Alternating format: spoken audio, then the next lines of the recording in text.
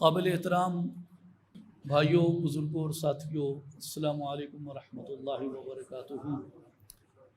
میری جو دلی خوشی کی کیفیت ہے اس ادارے میں حاضر ہو کے اور یہاں کا بہترین تربیتی ماحول دیکھ کے، میری خواہش تو تھی کہ اگر کچھ وقت ہوتا تو اس پہ ضرور میں انتظامیہ کو اور منتظمین کو خراج تحسین دل کھول کے پیش کرتا، لیکن اس اختصار کے وقت میں دلی مبارکباد پیش کرتا ہوں، اور جنہوں نے بھی جب بھی دامے درمے قدم سخنے اس بابرکت مسجد پاک کے لیے اور اس سے متصل اداروں کے لیے حصہ شامل کیا، اللہ تعالیٰ ان کی اس ڈیوٹی کو اپنی بارگاہ میں قبول فرمائے۔ میرے بھائیوں اور بزرگوں، آپ دنیا میں جہاں بھی جائیں گے اہل اللہ سے ملاقات کریں گے، ان کو ڈھونڈیں گے، ان کی صحبت میں بیٹھیں گے، آپ کو دنیا بھر میں اللہ والوں کی دو نشانیاں یکساں ملیں گی جن سے اللہ والے اہل حق پہچانے جاتے ہیں۔ ایک نشانی کثرت کے ساتھ ذکر الہی کرنا، اور دوسری نشانی نبی اکرم خاتم الانبیاء محمد مصطفیٰ احمد مجتبیٰ صلی اللہ علیہ وآلہ وسلم کی ذات اقدس پہ کثرت سے درود و سلام پڑھنا اور حضور سے ادب و تعظیم اختیار کرنا۔ پوری دنیا میں یہ اللہ والوں کی دو نشانیاں ہیں۔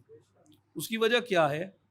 اس کی وجہ یہ ہے کہ اللہ والوں کی آپ جہاں بھی تعلیم پڑھ لیں، حضرت عارف کھڑی رحمۃ اللہ علیہ کو پڑھ لیں، حضرت سلطان العارفین سلطان باہو رحمۃ اللہ علیہ کو پڑھ لیں، حضرت خواجہ ہند حضرت سیدنا شیخ فرید الدین گنج شکر قدس سرہ العزیز کی تعلیمات کو پڑھ لیں، حضور داتا صاحب کی تعلیمات کو پڑھ لیں، یا دیگر خطوں کے دیگر زبانوں کے صوفیاء کرام کو پڑھ لیں، آپ کو سب سے زیادہ اصرار دل کی اصلاح کے اوپر ملے گا۔ اور دل کی اصلاح دو چیزوں کے ساتھ ہوتی ہے۔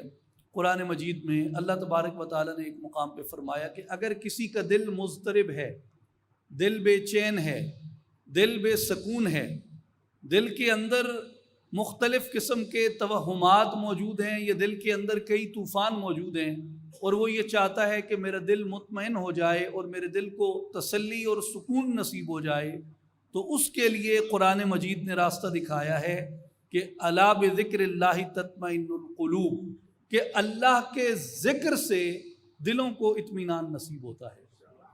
تو چونکہ اولیاء اللہ کی تعلیمات کا مرکزی نقطہ دل کی اصلاح اور دل کو سکون پہنچانا ہے، تو اس کے لیے وہ ذکر الہی کو کثرت سے اختیار کرنا سکھاتے ہیں۔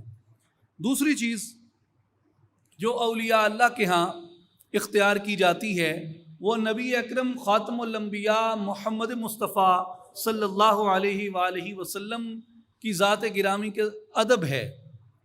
کیونکہ آپ اگر قرآن مجید میں غور کریں تو آپ کو دو مقام ایسے ملتے ہیں جن کے بارے میں یہ کہا گیا ہے کہ اگر تم نے ان میں سے کوئی عمل اختیار کیا، تو چاہے تم نے صدقات کیے، خیرات کیے، علم حاصل کیا، علم بانٹا، لنگر چلائے، جو مرضی تم نے نیکیاں کی ہیں، جو مرضی تم نے دنیا کے اندر ریاضات یا عبادات کی ہیں، لیکن لَإِنْ أَشْرَكْتَ لَيَحْبَطَنَّ عَمَلُكَ، اگر تم نے اللہ کے ساتھ شرک کیا تو تمہارے سارے اعمال برباد کر دیے جائیں گے۔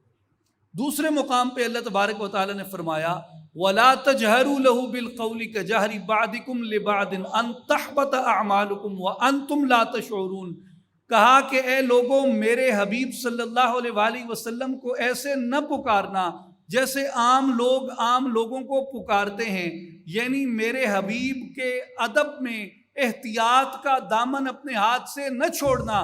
اگر تم نے میرے حبیب کے ادب میں احتیاط کا دامن اپنے ہاتھ سے چھوڑا تو تمہارے سارے اعمال برباد کر دیے جائیں گے۔ اس لیے اب دو مقامات قرآن مجید میں ہیں، ایک یہ کہ جس نے شرک کیا اس کے اعمال برباد ہو گئے، اور جس نے رسول اللہ صلی اللہ علیہ وآلہ وسلم کے ادب میں بے احتیاطی اختیار کی اس کے بھی سارے اعمال برباد کر دیے جائیں گے۔ تو اب اس سے آگے جب یہ آیات سورہ حجرات کی نازل ہوئی جن میں فرمایا گیا کہ لوگوں اپنی آوازوں کو میرے حبیب کی آواز سے اونچا نہ ہونے دیا کرو اور میرے حبیب کو ایسے نہ پکارا کرو جیسے عام لوگوں کو پکارتے ہیں، اگر تم نے ایسا کیا تو تمہارے اعمال برباد ہو جائیں گے۔ تو یہ ایک امتحان رکھ دیا گیا کہ اس کے اوپر جو اہل تربیت ہیں، جو میرے محبوب کے قرب میں رہ رہے ہیں، میرے محبوب کی تربیت میں رہ رہے ہیں، ان آیات مبارکہ کے آ جانے کے بعد، ان احکام کے آ جانے کے بعد ان کا رویہ کیا ہے۔ تو جب ان صحابہ کرام رضوان اللہ علیہم اجمعین نے ان آیات مبارکہ کے آنے کے بعد اپنی آوازوں کو ایسے پست کر لیا کہ وہ آواز جو مدینہ منورہ کے منبر پہ اگر وہ شخص موجود ہو اور نہاوند کے اندر ان کے لشکر اسلام کے اوپر کوئی حملہ کر دے تو وہ مدینہ سے بیٹھ کے ساریہ کو آواز لگا کے کہتے ہیں کہ ساریہ پہاڑ کی اوٹ کے اندر ہو جاؤ، آواز وہ مدینہ سے دیتے ہیں، ساریہ اس کو نہاوند کے اندر سنتے ہیں۔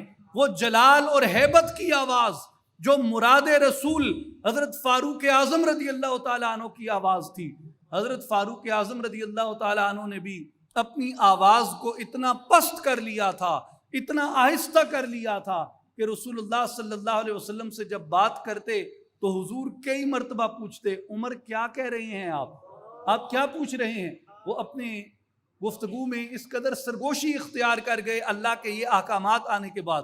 تو اس بات پہ خوش ہو کے اللہ تبارک و تعالیٰ نے ان کی تحسین فرمائی قرآن مجید کے اندر اگلی آیت کے اندر، اور فرمایا ان الذین یغضون اصواتهم عند رسول اللہ اولئک الذین امتحن اللہ قلوبهم للتقوی، یہ لوگ جنہوں نے میرے حبیب کی بارگاہ میں اپنی آوازوں کو پست کر لیا ہے، اللہ نے ان کے دلوں کو تقوی کے لیے چن لیا ہے۔ تو میرے بھائیوں یاد رکھیں، جسم کے ہر عضو کا تقوی ہے، ہاتھ کا تقوی ہے، پاؤں کا تقوی ہے، آنکھوں کا تقوی ہے، زبان کا تقوی ہے، کانوں کا تقوی ہے۔ زبان کا تقوی کیا ہے؟ سچ بولنا، کلام الہی کی تلاوت کرنا، رسول اللہ کی احادیث کی تلاوت کرنا، کسی قول سدید اختیار کرنا، جھوٹ نہ کہنا، چغلی نہ کہنا، یہ زبان کا تقوی ہے۔ آنکھوں کا تقوی کیا ہے؟ خانہ کعبہ کی زیارت کرنا، گنبد خضرا کی زیارت کرنا، ماں باپ کے چہرے کی زیارت کرنا، اللہ والوں کی زیارت کرنا، یہ آنکھوں کا تقوی ہے۔ شرم و حیا اختیار کرنا، یہ آنکھوں کا تقوی ہے۔ کان کا تقوی کیا ہے؟ کلام الہی کی طرف رغبت رکھنا، جہاں سے برائی کی توقع ہو سننے کی، اس مقام پہ جانے سے گریز کرنا اور اس سے دور رہنا، یہ کان کا تقوی ہے۔ ہاتھ کا تقوی کیا ہے؟ خیرات کرنا۔ ہاتھ کا تقوی کیا ہے؟ کسی کو دینا کہ دوسرے ہاتھ کو خبر نہ ہو، کسی ڈوبتے کو بچانا، راستے سے کانٹے کو ہٹانا، کسی کی مدد کرنا، کسی کمزور کی مدد کرنا، یہ ہاتھ کا تقوی ہے۔ پاؤں کا تقوی کیا ہے؟ مسجد کی طرف چل کے جانا، علم کی تلاش میں چل کے جانا، نیکی کی تلاش میں جانا، اللہ کی دعوت لے کے جانا، فی سبیل اللہ جد و جہد کے لیے نکلنا، یہ پاؤں کا تقوی ہے۔ میرے بھائیو اسی طرح جسم کے ہر عضو کا تقوی ہے۔ دل کا تقوی کیا ہے؟ جسم کے ہر عضو کا تقوی ہے، تو دل کا تقوی کیا ہے؟ قرآن مجید بیان فرماتا ہے ان الذین یغضون اصواتهم عند رسول اللہ اولئک الذین امتحن اللہ قلوبهم للتقوی۔ لوگو میرے حبیب کے ادب کو اختیار کرنا تمہارے دلوں کا تقوی بن جاتا ہے۔ تو جو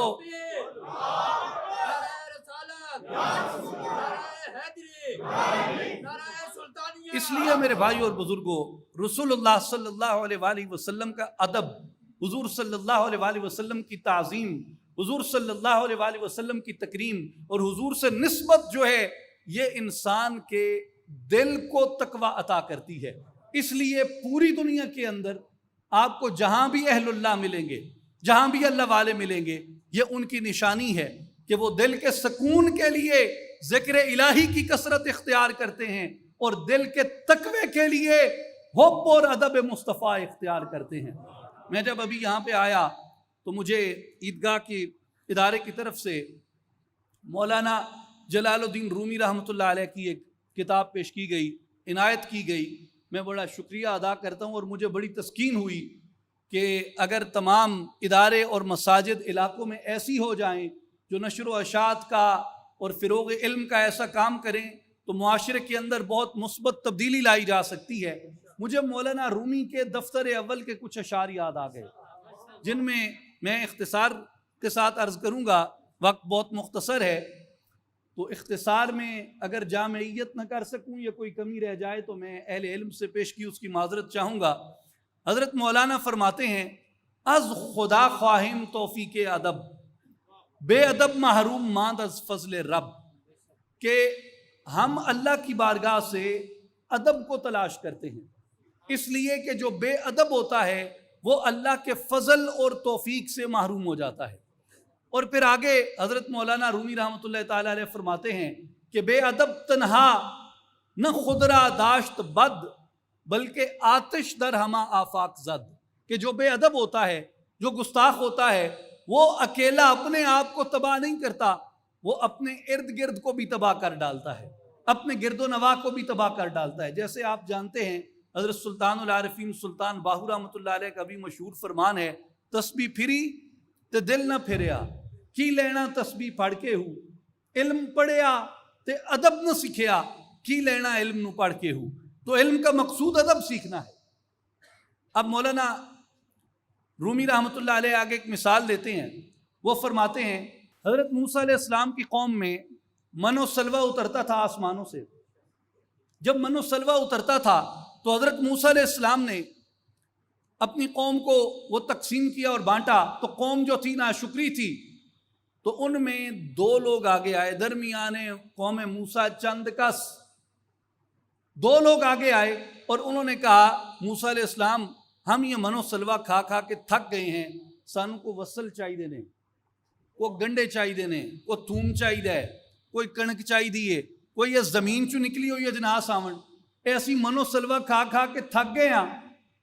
اللہ تبارک و تعالیٰ نے ان 2 گستاخوں کے اس عمل پہ ناراضگی کی اور من و سلوہ آنا بند ہو گیا۔ مولانا رومی کہتے ہیں لوگوں غور کرو کہ من و سلوہ کتنے لوگوں پہ آتا تھا؟ بولے بھائی، پوری قوم پہ آتا تھا نا؟ من و سلوہ پوری قوم پہ آتا تھا۔ بے ادبی کتنے لوگوں نے کی؟ 2 لوگوں نے، اور بند کتنوں کا ہوا؟ ساری قوم کا بند ہوا۔ تو اس لیے مولانا جلال الدین رومی کہتے ہیں کہ گستاخ 1-2 ہوتے ہیں، آفت پوری قوم پہ آتی ہے۔ پھر فرماتے ہیں ربنا انزل علینا مائدہ، جب عیسیٰ علیہ السلام نے اللہ کی بارگاہ میں دعا کی کہ رب العالمین ہمارے لیے دوبارہ سے وہ دسترخوان کھول دے، اللہ تعالیٰ نے دوبارہ وہ دسترخوان کھول دیا۔ تو حضرت عیسیٰ علیہ السلام کی قوم میں کچھ لوگ تھے جو کیا کرتے تھے کہ جو رات کو اس آسمانی دسترخوان سے بچ جاتا تھا کھانا، وہ اپنے پاس رکھ لیتے تھے کہ ہم صبح پھر کھائیں گے۔ عیسیٰ علیہ السلام نے ان کو فرمایا کہ تم یہ کام نہ کرو، یہ قیامت تک کے لیے اللہ نے وعدہ کیا ہے اس دسترخوان کا، اور جو بچ جاتا ہے وہ غرباء میں بانٹو، مساکین میں بانٹو، کچھ نہیں ہوگا اس سے، یہ کھانا کبھی کم نہیں ہوگا، صبح کے لیے رکھتے ہو، صبح تمہیں نیا دسترخوان مل جائے گا۔ لیکن ان لالچی لوگوں نے، 2 لالچی لوگوں کے لالچ کی وجہ سے وہ دسترخوان پھر آسمان سے آنا بند ہو گیا۔ تو مولانا جلال الدین رومی رحمۃ اللہ علیہ فرماتے ہیں کہ حضرت عیسیٰ کی دعا سے کتنے لوگوں کو کھانا ملتا تھا؟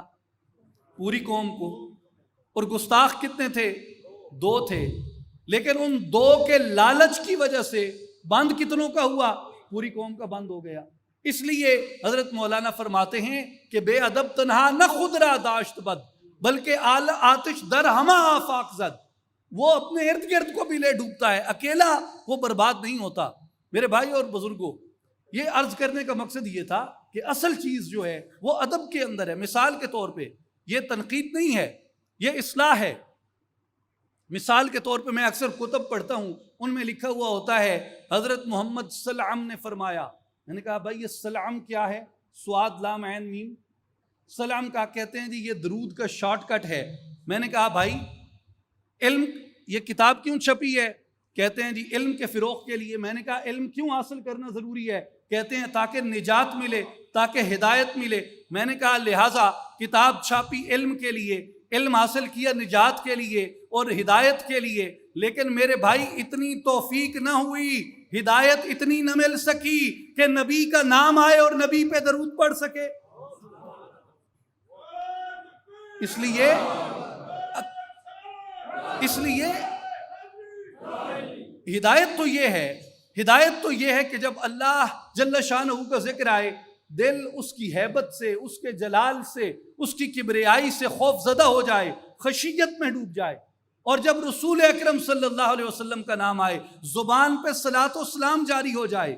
اس لیے جو ادب ہے یہ آپ کو یہ امور سکھاتا ہے کہ جب اس محبوب کا نام آئے، زبان سے درود و سلام جاری ہو جائے۔ اس لیے میرے بھائی اور بزرگوں، میں گفتگو کا اختتام کرتے ہوئے اپنی ساری گفتگو کا خلاصہ ایک دو جملوں میں عرض کرتا ہوں۔ پہلی بات یہ ہے کہ انسان کی آج کی زندگی کے اندر جو ڈپریشن ہے، جو ناآسودگی ہے اور جو ذہنی خفگی ہے، اس کا علاج قرآن مجید نے کثرت کے ساتھ ذکر الہی تجویز کیا ہے۔ اور اسی طرح جو دل کا تقویٰ ہے کہ دل کیسے مؤدب ہو جائے اور متقی ہو جائے اور دل میں خشیت اتر جائے، اس کا طریقہ رسول اکرم صلی اللہ علیہ وآلہ وسلم کی ذات اقدس کا تعلق ہے اور حضور صلی اللہ علیہ وسلم کا ادب ہے۔ اور ادب کی پہلی نشانی کیا ہے؟ حضور علیہ الصلوۃ والسلام کا اسم مبارک آئے تو تمہارے وجود کے اندر حضور کا ادب اور حضور کی تعظیم پیدا ہو جائے۔ اور حضور کے ادب اور حضور کی تعظیم کا حصہ ہے کہ جب کملی والے کا نام آئے، عاشقوں کی زبان پہ جاری ہو جائے صلی اللہ علیہ وآلہ وسلم۔ ان اللہ وملائکتہ یصلون علی النبی یا ایھا الذین آمنوا صلوا علیہ وسلموا تسلیما۔ الصلاۃ والسلام علیک یا سیدی یا رسول اللہ وعلی آلک واصحابک یا حبیب اللہ، وآخر دعوانا ان الحمد للہ رب العالمین۔